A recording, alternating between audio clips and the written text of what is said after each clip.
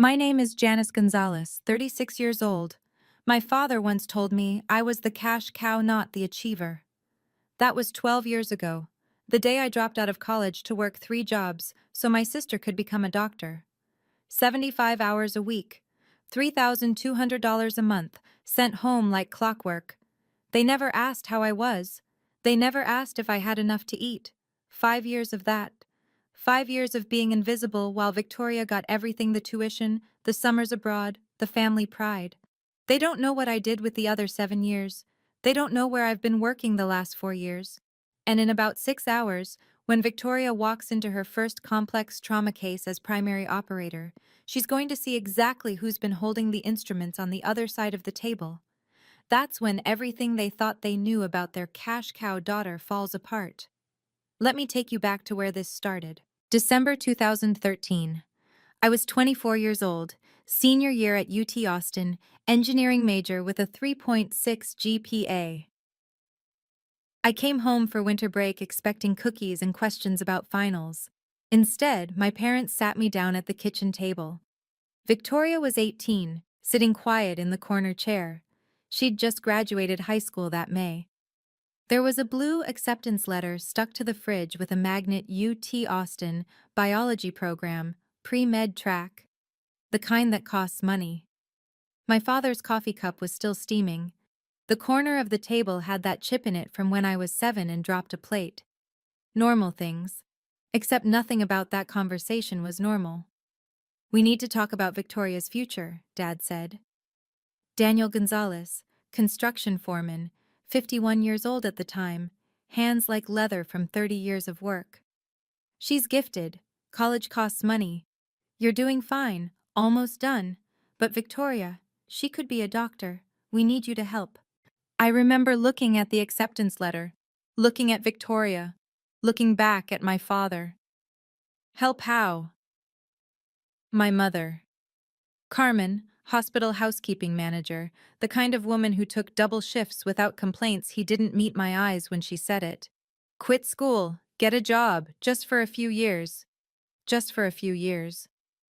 I looked at Victoria, waiting for her to say something, waiting for her to tell them this was insane. She looked down at her hands. 18 years old. She said nothing. 3 days later, I was in the registrar's office at UT Austin filling out withdrawal forms. The academic advisor was a woman named Ms. Holland.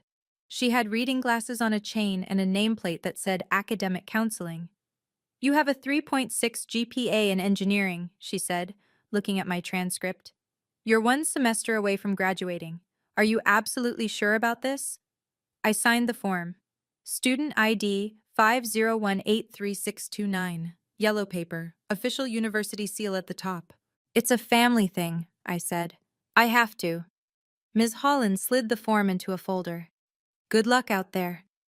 I walked past the library on my way out. Saw my classmates through the windows, studying for finals. Laptops open, textbooks stacked. I kept walking. Turned in my dorm key to the RA that afternoon. She said the same thing. Good luck out there. I didn't feel lucky. The next week, I interviewed at 3 places. Riverside Logistics, a warehouse operation on the east side of San Antonio. Clean Pro Services, a commercial cleaning company. Sterling Catering, weekends and events. I got hired at all 3 within 5 days. The warehouse supervisor was a guy named Tommy Reeves. 50-something, gray beard, safety vest with reflective strips. He looked at my application: college dropout, no experience, desperate, and asked one question. "Can you lift 50 pounds? "Yes." "Can you do it 300 times a shift?" "I'll learn." He hired me on the spot.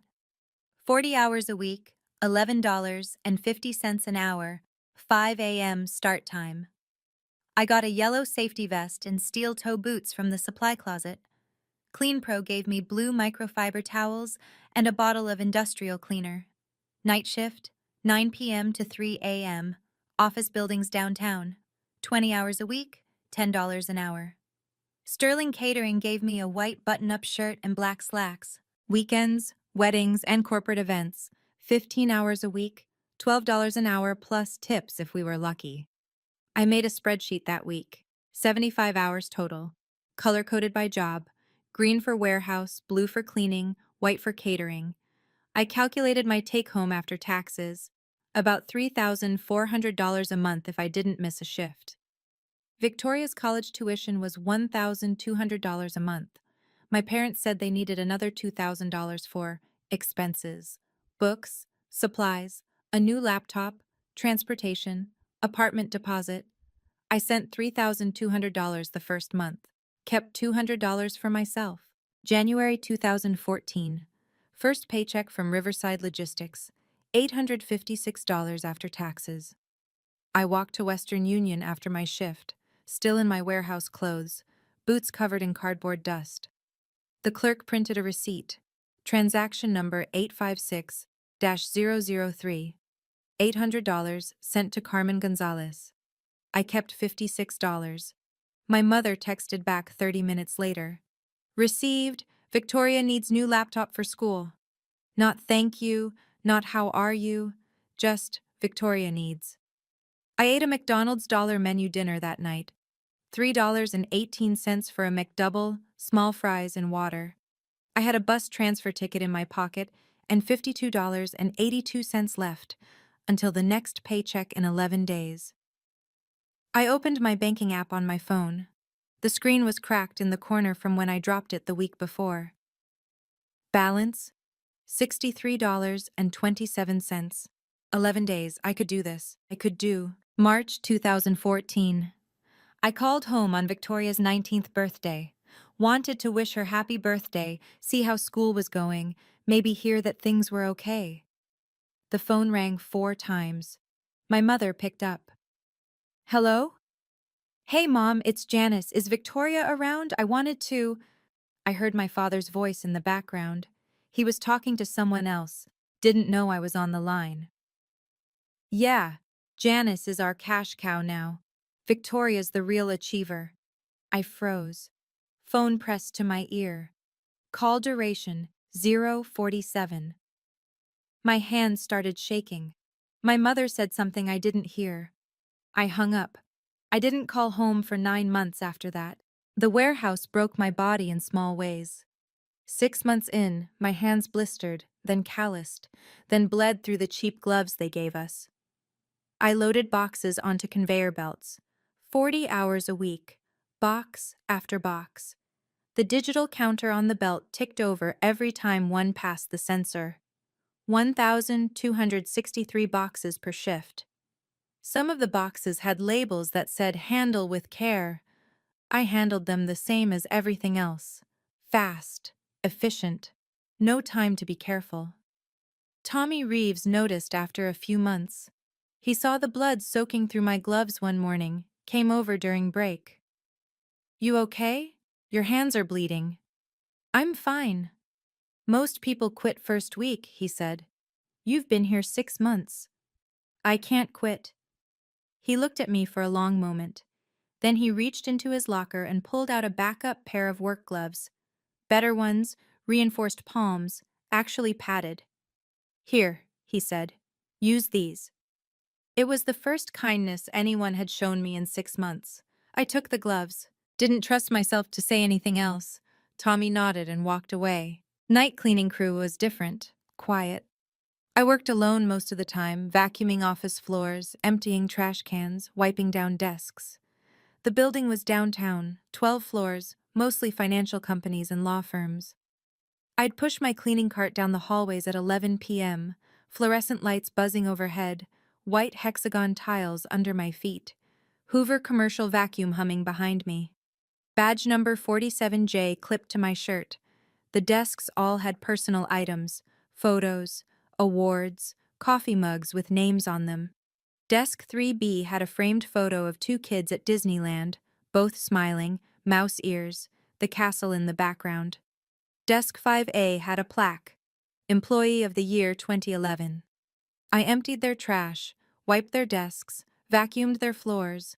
They would never know I existed. One night, I found a college acceptance letter in the trash can at desk 7C.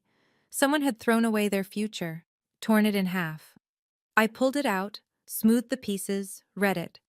Congratulations on your acceptance to Texas State University.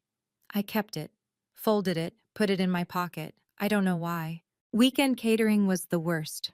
Not because of the work, because of the contrast. I'd serve champagne at hotel weddings, carry silver trays of crab cakes and stuffed mushrooms, wear white gloves and a fake smile, stand 3 feet from guests in gowns and tuxedos, completely invisible. At one wedding, I stood near a table of middle-aged women. One of them was talking about her daughter. Yes, our daughter just started at Stanford, pre-med. We're so proud. I held the tray. 12 crab cakes. The woman took one without looking at me. It's such a competitive program, another woman said. You must be thrilled. Oh, we are. She's worked so hard.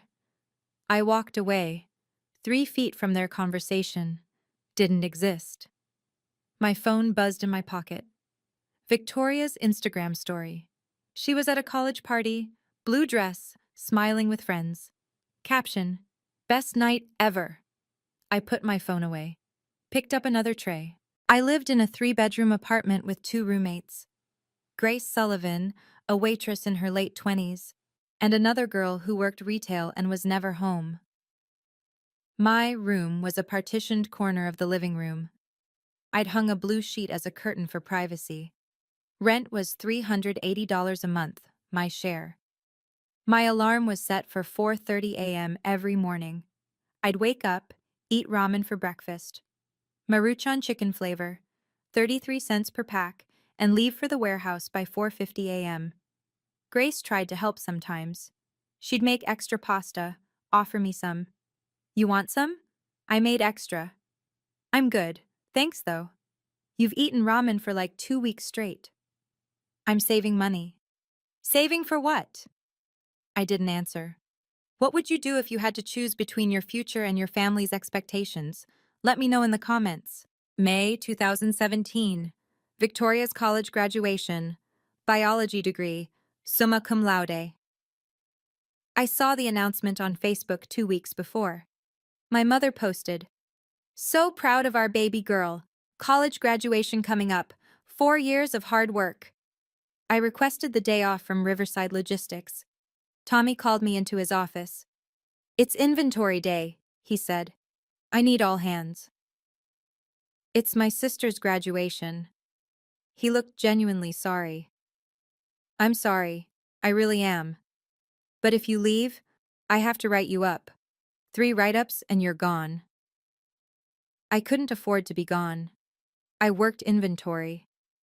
May 20th, 2017, 10 a.m. to 6 p.m., scanning boxes, counting stock, while my sister graduated summa cum laude with her biology degree 50 miles away.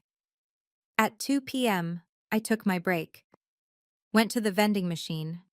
Row B, slot 7. Crackers, $1.25.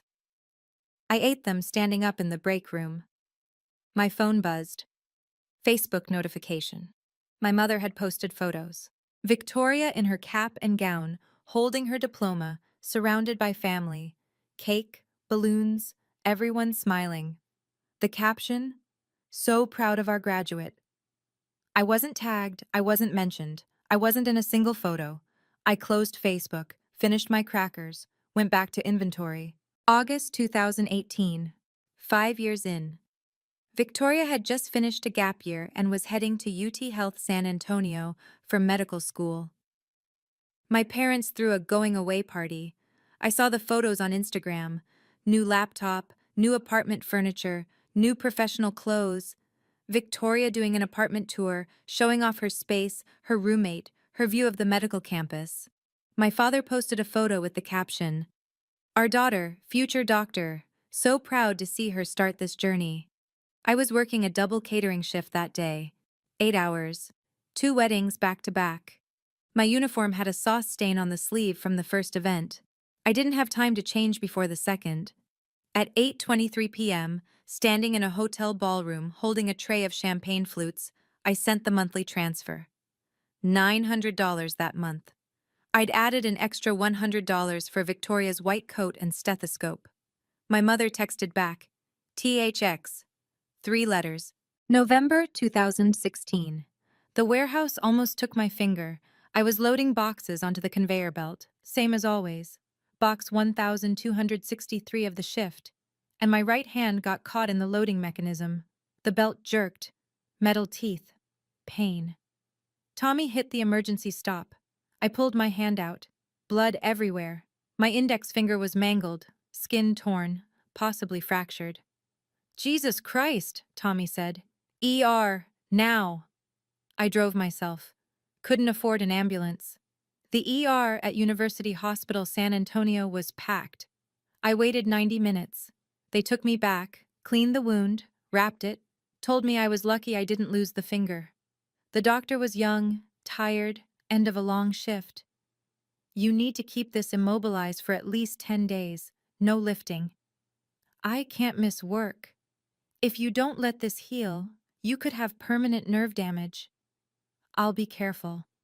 He looked at me like he'd heard that before. Handed me discharge papers and a prescription for antibiotics I couldn't afford. The ER bill was $890. I paid cash. My bank account went from $1,100 to $210. I went back to work 4 days later. Hand wrapped in a brace. Tommy brought me coffee that morning. Didn't say anything. Just set it on the table next to me. The scar is still there. Right index finger. Permanent. February 2017. I had $12.83 in my bank account. Rent was due in 3 days.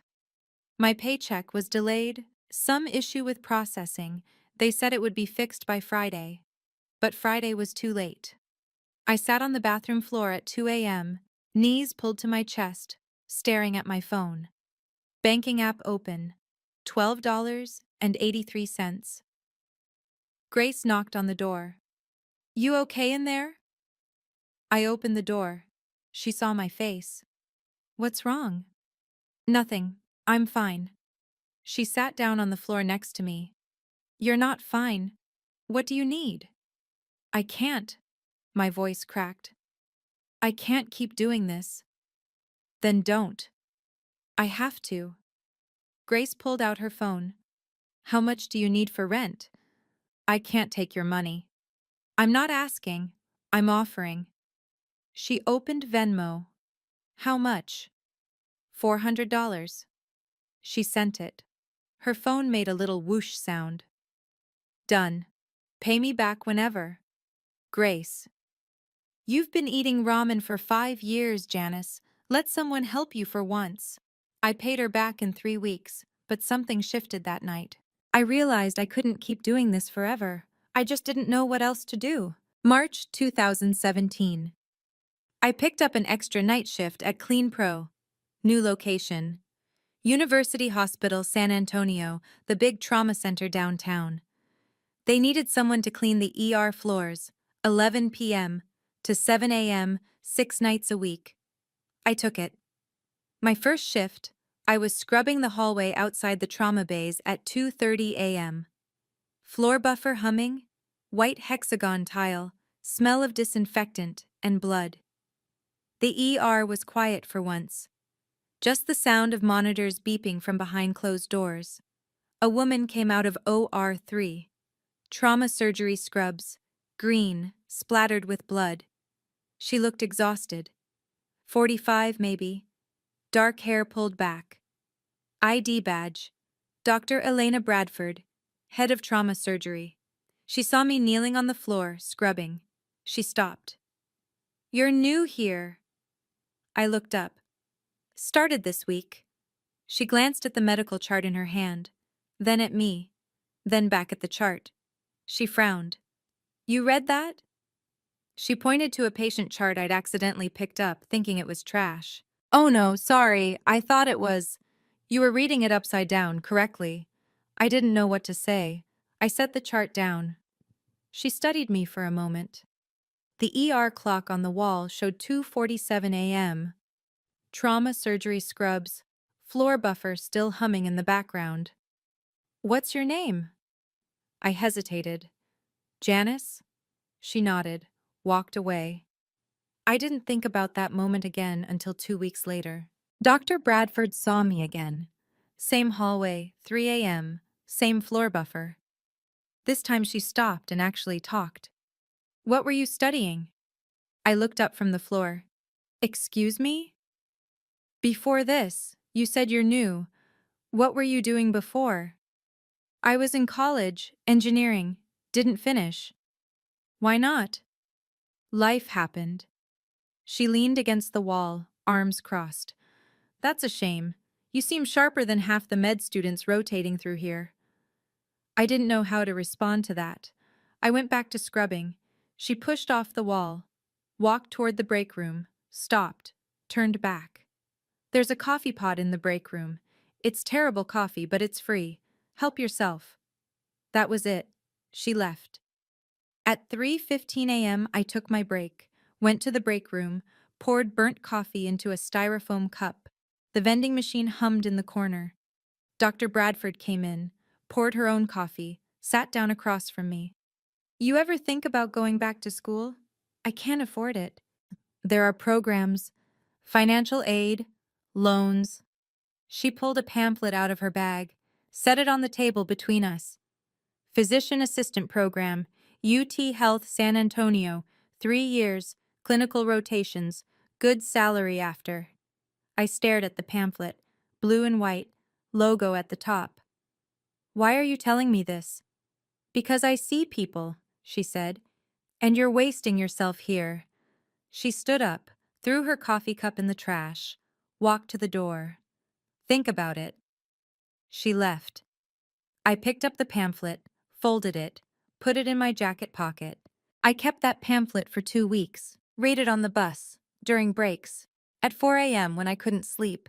Physician Assistant Program, 3 years. Prerequisites, anatomy, physiology, chemistry. I had some credits from my 3.5 years at UT Austin.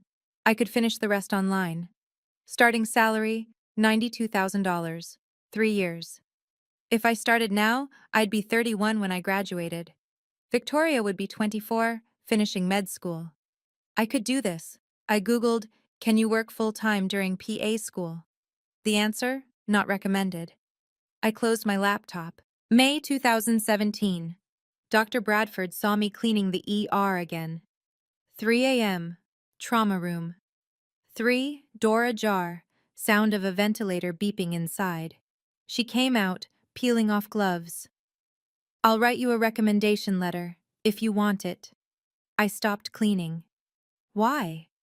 I already told you, you're wasting yourself here. I can't afford it. I can't stop working. Financial aid exists. Loans exist. You're 27. You have time. I have responsibilities.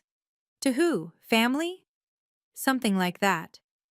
Dr. Bradford pulled a pen from her pocket, wrote something on a paper towel from the dispenser, her cell phone number. Think about it. Call me. She handed me the paper towel, walked away. I stood there, holding it. Dr. Elena Bradford, 10 digits, an offer. I didn't throw it away. 3 nights later, I spent my entire shift researching. PA programs, federal loans, part-time options, income-based repayment plans. I did the math. Victoria's med school tuition would be $55,000 a year. My parents could cover $30,000 from their savings. That left $25,000 they needed from me. Monthly, $2,083. If I cut down to 2 jobs, 50 hours a week instead of 75, and took out loans for school, I could still send $2,000 a month. It would be tight. I'd have to budget every dollar, but I could do it. I filled 3 notebook pages with calculations, color-coded spreadsheet, loan calculator open on my laptop.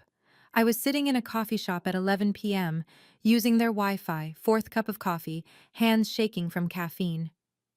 At 1:14 a.m., I pulled out my phone, texted Dr. Bradford. I want to try. She responded 6 minutes later. Good, I'll send you the application link tomorrow. June and July 2017. I finished my prerequisite courses online. Anatomy, biochemistry.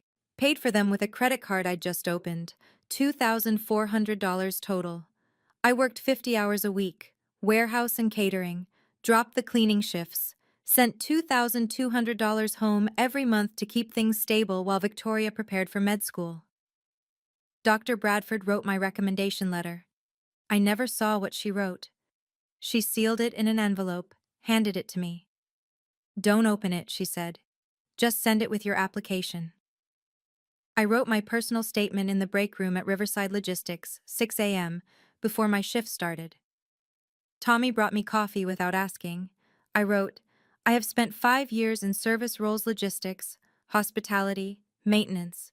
I have learned the value of precision, of anticipation, of seeing what others need before they ask. I believe these skills translate to patient care. I want to be the person who shows up when it matters." I submitted the application in August. Confirmation email came through at 11:47 p.m. I stared at it for 10 minutes. Then I closed my laptop and went to bed. October 2017. I got the email at work. I was loading boxes onto the conveyor belt, same as always, and my phone buzzed in my pocket. Subject line: "Congratulations from UT Health San Antonio PA program." I stopped. Box halfway to the belt. Tommy noticed. "You good?"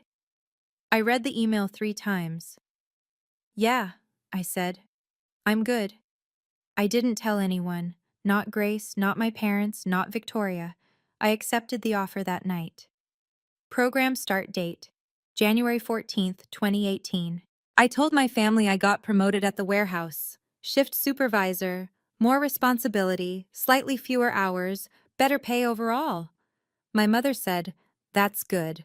Victoria needs help with her med school expenses next year." I said okay. I started PA school in January 2018. 28 years old, oldest in my class by at least 2 years. I hid the acceptance packet under my mattress, kept my PA student ID in my wallet, buried under old receipts where no one would see it. For 3 years, I lived 2 lives, and my family never knew. January 14th, 2018. First day of PA school. Anatomy lab. 36 students in my cohort. Most of them were 24, 25, fresh from undergrad, excited and nervous. I was 28. I'd been working 3 jobs for 5 years. I felt ancient. Dr. Bradford was the guest lecturer that day. Trauma surgery overview. She walked in, saw me sitting in the 3rd row, made eye contact. Nodded. I nodded back. She started her lecture.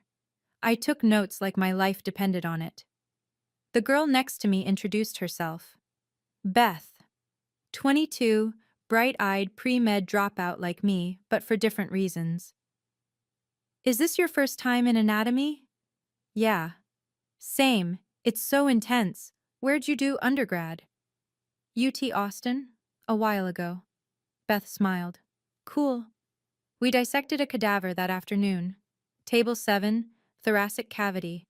Page 203 in the Anatomy Atlas. The smell of formaldehyde was overwhelming. Green scrubs, scalpel in my hand. Dr. Bradford walked between tables checking our work. She stopped at our table, looked at my dissection. The subclavian artery cleanly exposed. "Good work," she said quietly. My hands didn't shake, not once. I realized something in that moment. I wasn't afraid. I was exactly where I was supposed to be. My schedule for the next 3 years. A classes 8 a.m. to 3 p.m. Warehouse shift 4 p.m. to 10 p.m. Sleep 11 p.m. to 6 a.m. Weekends, catering gigs when I could get them. I studied on the bus, during lunch breaks, in the warehouse break room with my textbook propped against my locker.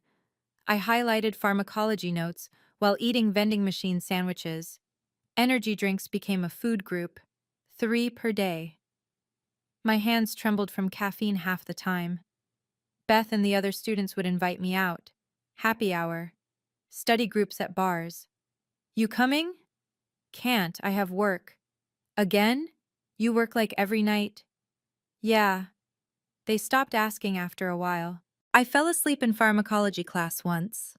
Second year, February 2019. I'd worked a double shift the night before warehouse and an emergency catering gig at 3 hours of sleep, Came to class running on Red Bull and desperation. Professor was lecturing on beta blockers. My head dropped. I jerked awake to Beth nudging my shoulder. The professor noticed. Didn't call me out during class. Afterward, she pulled me aside. You okay? I'm fine, sorry. You work nights? Yeah. She looked at me for a long moment. Get some rest. You can't learn if you're unconscious. I nodded. Went to my next shift. March 2018. Victoria got her acceptance to UT Health San Antonio Medical School. 4 years MD program, starting fall 2018. The family group chat exploded. 47 unread messages in an hour. My father. Victoria got into med school. Our daughter, the doctor. My mother. I'm crying, so proud. Victoria. Thanks, everyone. I muted the notifications. I was in the library studying for my PA program finals, pharmacology exam in 2 days. I had 891 pages left to review. I didn't respond to the group chat. May 2021. 2 graduations, same month. Victoria graduated from medical school with her MD ceremony on Saturday, May 22nd. My parents threw a party. 40 people. Cake, balloons, celebration. I graduated from PA school on Friday, May 21st. Navy blue gown. Ceremony at 2 p.m. I sat in the audience with my cohort. Beth's family was there. Parents, siblings, grandparents, everyone cheering when she walked across the stage. When they called my name, Janice Gonzalez, PAC. I walked across alone, shook the dean's hand, received my diploma. Dr. Bradford was there. She found me afterward in the lobby. You did it. 3 years working full-time. That's extraordinary. I almost didn't make it. But you did. That's what counts. She handed me a card. Blue envelope. Inside. Outstanding Achievement in Clinical Excellence. Signed by her and the program director. I'm proud of you, she said. I couldn't speak. I just nodded. Dr. Bradford hugged me, first hug I'd received in years. I went home, set my diploma on my desk, took a photo of it with my phone timer, solo graduation photo. Just me, the diploma, the plain wall of my bedroom. That night, I saw Victoria's Instagram. Family photo, 50 people, cake with Dr. Victoria Gonzalez, written in frosting. My mother's caption, so proud of my baby girl. I closed Instagram, deleted the app. I didn't need to see that anymore. See, Dr. Bradford offered me a job 2 weeks later. Surgical PA, trauma department, University Hospital San Antonio. Starting salary, $92,000 a year. Health insurance, benefits. I want you on my team, she said. Trauma, you've seen enough suffering, now you get to fix it. When do I start? 2 weeks, June 1st. I gave notice at all 3 jobs, called Riverside Logistics first. Tommy answered. Gonzalez, what's up? I'm putting in my 2 weeks. Silence. Then, you found something better? Yeah, I did. Good for you, kid. You deserve it. I called Clean Pro, called Sterling Catering, same conversation, 2 weeks. For the first time in 7 years, I would only work 1 job. June 1st, 2021. First day as a PA. 32 years old. I walked into University Hospital wearing scrubs, stethoscope around my neck, ID badge clipped to my collar. Janice Gonzalez, PAC. Dr. Bradford met me in the trauma bay. Ready? Yeah. Good. We have a GSW coming in. 22-year-old male. You're with me. We ran the case. I assisted. Watched Dr. Bradford work. Learned. My hands were steady. My mind was clear. Afterward, she looked at me. You were made for this. I nodded. I knew. June 2021. Victoria started her residency. General surgery program. Same campus. UT Health San Antonio. Same hospital where I worked. I requested a name badge with my full legal name variant, J. Gonzalez Martinez, PAC, using my mother's maiden name as a hyphenate, different enough that if Victoria ever saw it, she wouldn't make the connection immediately. I studied the campus map, planned my routes, used the back stairwells, ate lunch at odd hours, avoided the resident areas. I saw her once in the cafeteria. October 2021, 2 p.m. I was grabbing a late lunch. She walked in with other residents, scrubs, stethoscope, laughing about something. I turned around, left, threw my food away, ate a vending machine sandwich in my car. I wasn't ready to see her yet. My first major trauma case was October 12, 2021, 3 a.m. MVA, multiple vehicle collision, patient coding on arrival. Dr. Bradford was lead surgeon. I was first assist. The adrenaline was insane, blood everywhere, orders flying, clamp, suture, retract. Dr. Bradford's voice calm and steady over the chaos. Janice Bovey. I handed it to her. Good. Now clamp the bleeder. There. Perfect. The patient stabilized. We closed. Time of surgery end. 4:47 a.m. Post-op, Dr. Bradford pulled off her mask, blood on her scrubs, exhausted. Your hands didn't shake, not once. I was terrified. Terrified is fine. Freezing is not. You didn't freeze. I walked to the parking lot at dawn. The sun was coming up. I saw a group of residents arriving for their 7 a.m. rounds. Victoria was among them, coffee in hand, backpack over her shoulder. I got in my car, drove away before she could see me. March 2024. Victoria's third year of residency. PGY3. I saw her name on the senior resident teaching schedule. He was being assigned to help train junior residents in trauma. My stomach dropped. I immediately requested night shifts for the entire month. Dr. Bradford noticed. You requested night shifts for March? Yeah, I prefer nights. She looked at me. She knew, but she didn't push. Okay. I worked 7 p.m. to 7 a.m. every day in March. Victoria worked 7 a.m. to 7 p.m. We never crossed paths, except for the last day. March 31st. I came in 30 minutes early, 6:30 a.m. Victoria was leaving at 7 a.m., end of her rotation. We passed each other in the parking garage. Level 3. Fluorescent lights. She walked past me, 10 feet away, phone in her hand, texting someone. She didn't look up. She didn't recognize me. I exhaled. August 2023, 2 years into my job, Dr. Bradford called me into her office. I'm making you senior PA, she said. Salary bump to $128,000. You'll train new hires and supervise residents on their rotations. Residents?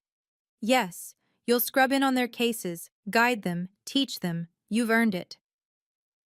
Senior Surgical PA. I was 34 years old, making more than most attendings made at their first job. I looked at my new badge when it arrived. J. Gonzalez Martinez, PAC, Senior Surgical PA. I thought about my father's voice. You're just the cash cow. I put the badge on, went to work. June 2024. I got my pay stub. Monthly salary, $10,666 before taxes. Annual, $128,000. Victoria was in her third year of residency. PGY3 salary, about $68,000. Still, I out-earned her by $60,000. The realization didn't feel triumphant. It just felt strange, hollow. I sent $500 home that month. First time in 10 years I'd sent less than $2,000. My mother texted, "Is everything okay?" I didn't respond. September 2024. Dr. Bradford assigned me to work more closely with our senior residents, including Victoria, who was now PGY3. I want you helping refine their technique, she said. You're the best teacher I have. I nodded. Victoria and I had managed to avoid working directly together for 3 years. That was about to end. November 2024. Dr. Bradford called me into her office. "I need you to start working more directly with Victoria," she said. "She's PGY3 now, solid technically, but she needs refinement. You're the best teacher I have." I nodded slowly. "Okay. You two have been dancing around each other for 3 years. It's time." June 2021 through November 2025, 4.5 years. The dance.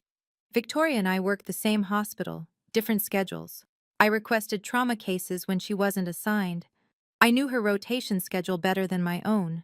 Close calls everywhere: elevator, cafeteria, parking garage, hallways. I became an expert at avoidance. I'd see her coming, turn the other direction, duck into stairwells, wait in bathrooms until she passed. It was exhausting. August 2025. My car broke down. First time in 2 years I had to take the bus. I was standing at the bus stop outside the hospital at 6 p.m.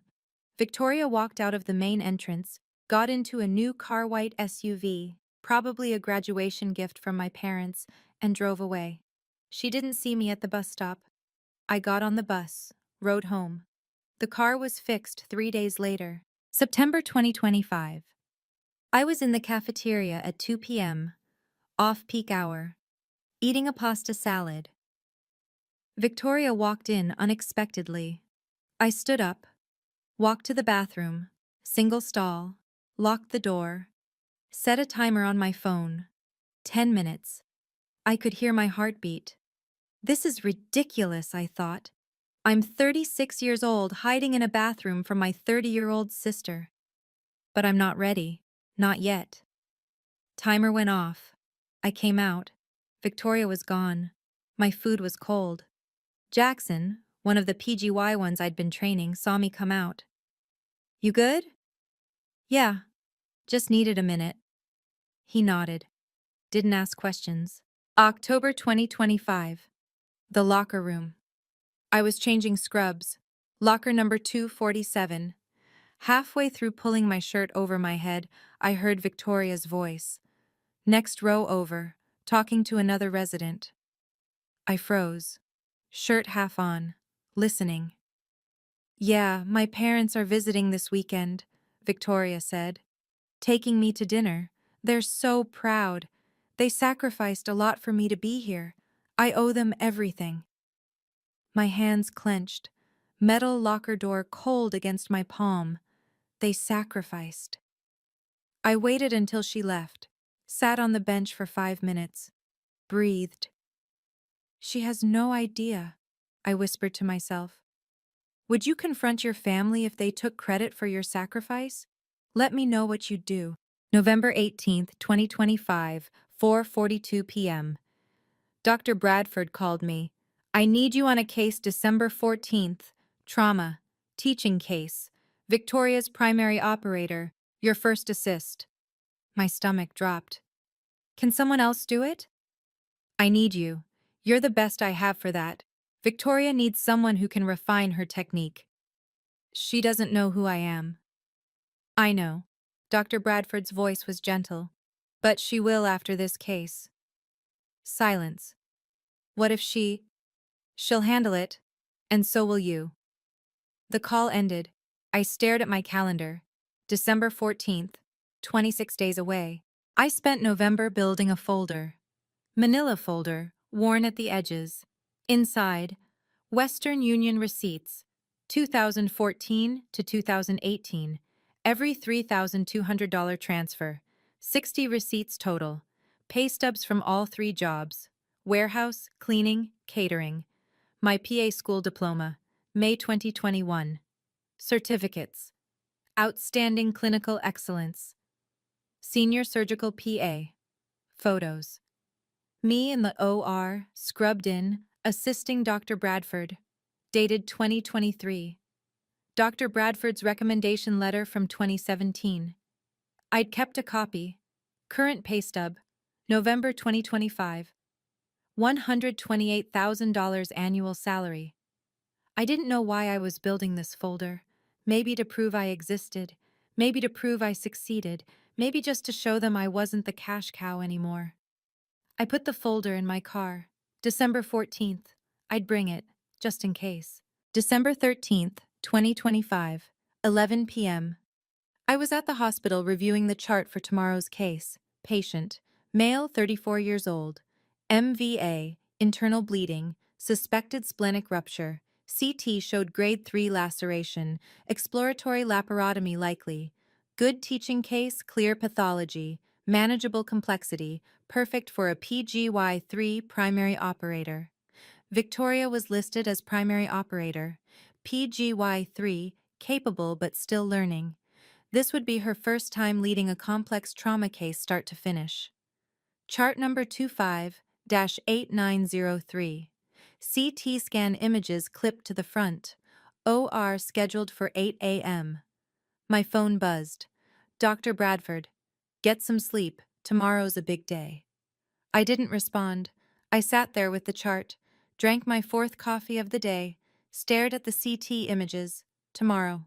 1 a.m. I was sitting in my car in the hospital parking garage. Level 3. Streetlight flickering overhead. The folder was on the passenger seat. I opened it. Looked at the first Western Union receipt. January 2014. $800. Transaction number 856-003. Looked at my graduation photo. Solo. 2021. Navy blue gown. Looked at my current pay stub. $128,000. 12 years in one folder. From cash cow to this. Senior surgical PA. Teaching the achiever how to save lives. Is this revenge? I thought. Or just proof I survived? I closed the folder. Tomorrow they'll know, I said out loud. All of them. I drove home. Tried to sleep. Couldn't. Rehearsed in my head. What to say. How to stay professional. Whether to tell Victoria before the case or during or after. I decided during. Let the work speak first. I'll wait until we're scrubbed in. I'll do my job. I'll teach her. And then we'll see. My alarm went off at 5:30 a.m. December 14th, 2025. Showtime. 7 a.m. I arrived at the OR. Checked the instrument tray. Scalpel, clamps, retractors, sutures, all laid out. Reviewed the case one more time with Dr. Bradford. You ready? She asked. As I'll ever be. She's good. Nervous, but good. She'll need you today. I know. You going to tell her? Eventually. Not before the case. Dr. Bradford nodded. Fair enough. The anesthesia machine hummed in the background. OR number 3. Clock on the wall. 7:03 a.m. The door opened. Victoria walked in. Scrubs on, hair pulled back, nervous energy radiating off her. She saw Dr. Bradford, nodded. Then she saw the name on my badge, J. Gonzalez Martinez, PAC. She didn't recognize me. 7:40 a.m. Scrub room. Victoria and I stood side by side scrubbing our hands. Soap, water, foot pedal. 3 minutes of silence. Then Victoria spoke. Have you been here long? 4 years. Cool. Well, I've been here 4 years too, PGY3. But this is my first time as primary on something this complex. Her voice was tight, anxious. I know. I'm so nervous. What if I mess up? I kept my voice calm, measured, professional. You won't. Dr. Bradford wouldn't put you on this case if she didn't think you could handle it. Victoria exhaled. Thanks. That helps. Her hands were shaking slightly. Mine were steady. We finished scrubbing, walked into the OR, patient on the table, anesthetized, draped, sterile field ready. Dr. Bradford stood on the patient's right side, nodded to us. Let's begin? Victoria gowned up, gloved, stepped to the table, Dr. Bradford on her right. I entered from the scrub room, fully gowned, and walked to Victoria's left, first assist position. Victoria looked up. Our eyes met over our masks. For the first time, she really saw me. Her breath caught. Recognition started to dawn. Wait, she whispered. Do I know you? I kept my voice calm, professional. Hi, Victoria. Her eyes went wide. Janice? Dr. Bradford's voice cut through. Let's focus. We have a patient. The OR lights were blinding. Patient draped in blue. Surgical field sterile. Heart monitor beeping. 78 beats per minute. Clock, 8:02 a.m. Victoria's hands froze. I spoke quietly. Scalpel. The nurse handed it to me. I handed it to Victoria. Make the incision. I'll guide you. Victoria's hand was shaking. The scalpel trembled in her grip. I placed my gloved hand over hers. Sterile to sterile.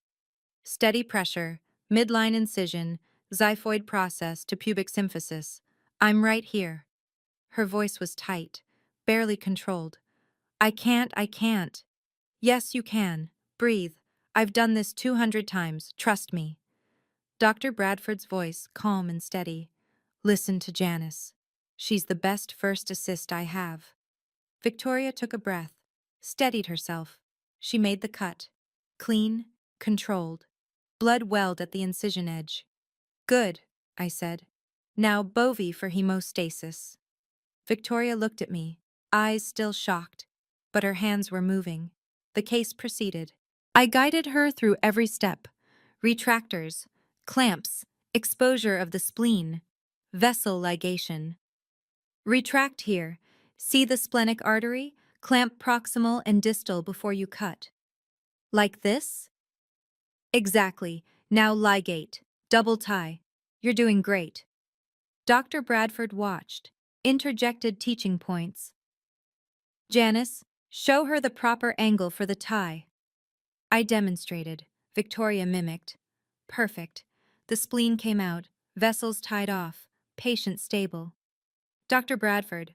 Excellent work, Dr. Gonzalez. Janice, excellent assist as always. Closure. I walked Victoria through it. Fascia layer, subcutaneous layer, skin. Her hands were steadier now, muscle memory kicking in. Fascia first, running suture, 0 PDS, full thickness. Victoria's voice was quieter now. How do you know all this? Practice, lots of practice. Final skin staple placed. Dr. Bradford checked the time. Time of closure, 10:47 a.m. Well done, everyone. The patient was wheeled to recovery. We de-gowned. Dr. Bradford pulled off her mask. Dr. Gonzalez, that was excellent for your first time as primary on a complex case. Janice, thank you. Victoria was silent, processing. I removed my mask, full face visible now. Victoria stared at me. We need to talk, she said. Break room. 11:08 a.m. Just Victoria and me. The worn couch. Vending machine humming. Empty coffee pot. Long silence. Victoria finally spoke. How long have you been here? 4 years? Why didn't you… She stopped. Started again. I don't understand. You're a PA? When did you… How? PA school, 2018 to 2021. Started working here June 2021. But you were working those jobs. The warehouse. I did. For 5 years. Then I went back to school. Victoria sat down, put her head in her hands. Does Mom know? Does Dad? No. She looked up. What do you mean, no? I mean they don't know. And they're about to. What are you talking about? Before I could answer, the door opened. 11:30 a.m. My parents walked in, Daniel and Carmen Gonzalez, visitor badges clipped to their shirts. They'd come to celebrate Victoria's first complex case as primary operator. They saw Victoria, then they saw me. Scrubs, PA badge, stethoscope, confusion on their faces. My mother spoke first. Janice, what are you doing here? My father, is everything okay? Victoria, are you okay? Victoria's voice was quiet. I'm fine. Janice was my first assist today. My father frowned. First assist? What does that mean? The door opened again. Dr. Bradford walked in. "You must be Victoria's parents," she said, extending her hand. "I'm Dr. Bradford, head of trauma surgery. Your daughter did excellent work today." My parents shook her hand, still confused. Dr. Bradford gestured to me. "And Janice here is my senior PA. She's been training our residents for years. Victoria was lucky to have her today." My mother's face, pure confusion. "Janice is a PA?" "Yes," Dr. Bradford said. "One of the best. We couldn't run this department without her." My father turned to me. "When did this happen? How long have you been here?" I pulled the manila folder from my bag, set it on the table. 4 years. I opened it, spread the contents across the break room table. Pay stubs, diploma, certificates, photos, Western Union receipts, yellowed and creased. "I've been here 4 years," I said. My voice was calm, controlled. "PA school, 2018 to 2021. Started working here June 2021. 4.5 years total." My father picked up a pay stub. His hands shook slightly. "This says you make 128,000 a year. Yes." What would you say to your family in this moment? Drop your thoughts below. My mother's voice was small. "Why didn't you tell us?" I looked at her, really looked at her. "Because I spent 5 years being invisible. I sent you $3,200 a month, worked 75 hours a week, ate ramen, slept 4 hours a night, and you called me the cash cow." My father started to speak. "We didn't." "Yes, you did. You said it to my face. December 2013. Kitchen table. You said Victoria could be a doctor and I needed to pay for it. You said she was the achiever. I was just support." The room was silent except for the vending machine humming. "So I became support," I continued. "The best damn surgical support this hospital has." My father looked defensive. "We never meant—" "You said it on the phone. March 2014. I called to wish Victoria happy birthday. You were talking to someone. You said, 'Janice is our cash cow. Victoria's the real achiever.' I heard you." My mother put her hand over her mouth. Victoria was crying quietly. "Janice, I didn't know. I swear I didn't know." I turned to her. My voice softened. "I know you didn't. That's not your fault." Then I looked back at my parents. "But you did. You knew exactly what you were asking me to give up. And you never once asked if I was okay." Dr. Bradford stepped forward. "If I may." Dr. Bradford's voice carried authority, professional, measured. "I've worked with Janice for 4 years. She's trained dozens of residents. She's assisted in over 300 surgeries, and today she taught your daughter Victoria how to save a life." She looked at my parents directly. "Without Janice, that patient doesn't make it. Without Janice, Victoria doesn't succeed in that OR. Your daughter Victoria will be a great surgeon someday, but today Janice was the reason that patient is alive." Silence. Dr. Bradford continued. "Your daughter Janice is the foundation this entire department is built on, so before you say anything else, you should know. I see her. We all see her here." My mother was crying now. My father looked like he'd been punched. Victoria stood up, walked over to me. "I'm sorry," she said, voice breaking. "I'm so sorry. I didn't know. I should have asked. I should have. I'm sorry." I looked at her. My little sister, 30 years old, Dr. Victoria Gonzalez, MD, PGY3. "You were a kid," I said softly. 18, then 20, then 22. You didn't make those choices. They did." Victoria reached for my hand. I didn't pull away. My father finally spoke. "Janice, we didn't realize—" I cut him off. "You didn't realize because you didn't ask. For 12 years you didn't ask. You just took, and I let you, because I thought that's what family did." I picked up the folder, closed it. But I'm done. I stood up, walked toward the door, stopped, turned back. I'm not the cash cow. I'm not the backup plan. I'm a senior surgical PA. I save lives. I teach residents. I earn my way. And I did it without you. My voice was steady, clear. So if you came here today to celebrate Victoria's success, good. Celebrate her. She earned it. But so did I. And you don't get to pretend I don't exist anymore. I looked at Victoria. You did good work today. I'm proud of you. Then I looked at Dr. Bradford. I'll see you tomorrow for rounds. I walked out. The door closed behind me. My footsteps echoed in the hallway. Behind me, I heard Victoria's voice muffled. She's right. About all of it. I kept walking. 2 weeks later, December 28th, 2025. I was in the hospital cafeteria on my break. Coffee, quiet. Victoria approached, hesitant. Can we talk? I gestured to the chair across from me. She sat. I told them, she said, about everything. They want to apologize. I don't need their apology. I know, but I do. I need you to know. I see you now. I sipped my coffee, waited. Victoria continued. I can't take back 12 years. But I want you to know I'm grateful. Not just for the money. For today. For teaching me. For being better than they ever gave you credit for. Thanks.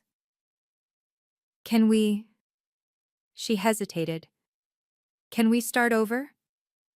I thought about it. Really thought about it. We can try. Victoria smiled. Small. Genuine. We sat there for a while. Two sisters, two Gonzalez women. Both in scrubs. Both in medicine. Different paths. Same building. The December afternoon light came through the cafeteria windows. San Antonio skyline in the distance. Victoria finished her coffee. Stood up. I have to get to rounds, she said. Yeah, me too. She started to leave. Stopped. Turned back. Janice? Yeah? Thank you for everything. I nodded. She left. I sat there for another minute, finished my coffee, looked out the window. 12 years. From cash cow to this. I stood up, threw my cup away, headed back to the trauma bay. Dr. Bradford was waiting. Ready for the next case? Always. We walked into OR3. New patient, new case, new day. Victoria was there, scrubbed in, part of the team now. She saw me, smiled. I smiled back. Dr. Bradford started the case. All right, team. Let's save a life. And we did. Because that's what we do. That's who we are. Not the cash cow. Not the achiever. Just people who show up when it matters. Even when no one sees you. Especially when no one sees you. Have you ever been underestimated by your family? Ever had to prove your worth to people who should have seen it all along? Share your story in the comments. And if this resonated with you, please share this video. Someone out there needs to hear this, because you're not what they called you. You're what you became despite them. And that's everything.